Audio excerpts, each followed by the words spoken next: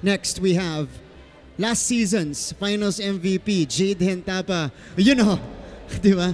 Sino ba? Asan ba yung fans mo dito? Hinahanap ko eh. Okay, Jade. Okay, congratulations. Thank you po. Kamusta? Final game mo dito sa NC? Final na ba talaga? Yes. Final na. Okay. How are you feeling right now? Okay lang naman po. Masaya, syempre. Okay, Kasi nanalo. Nakuha namin yung 3-peat. Okay, three-peat. Kasi ang laking bagay nito, lalong-lalo na sa mundo ng sports, di ba? Napakahirap mag three-peat. Pero anong ibig sabihin nito para sa'yo as a player na makuha nyo to? Sobrang grateful po kasi nakuha namin tong 3-peat nito. Kasi mostly ibang teams hindi naaabot. And yun, thankful po. Jade, gusto kong bumalik dun sa laban natin kanina kasi doon ko nakita ang pinakamasaya si Jade all season long. Di ba? Isa sa mga pinakamahaba niyang playing time sa court. Tapos nabigyan ng mga gandang sets, nakakuha ng mga gandang atake.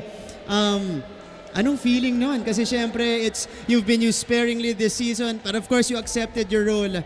Pero anong pakiramdam kanina that you were out there contributing para sa kupunan mo?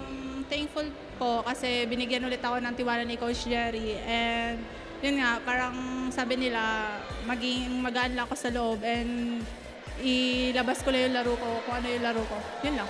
Okay, Jade, mensahe mo dun sa buong team ninyo, pati na rin dun sa mga kasabay mong graduating na players. Sa batchmate ko, thank you po sa patience na binigay nyo sa akin. Though may mga challenges and obstacles. And thank you din po sa Binil community. Thank you, Tito Frank. Thank you, Coach. Thank you, teammates. And thank you. Yun lang. Thank you so much. Oh, dahil tinanong ko si Mitch kanina, ikaw naman, anong next na pupuntahan mo? Trabaho pa rin. Trabaho pa rin? Yeah. Okay, gusto mag-volleyball pa rin? Yes. Hopefully, yeah. There you go. Jade Hentapa from the Benil Lady Blazers. Congratulations, Thank you po. Jade.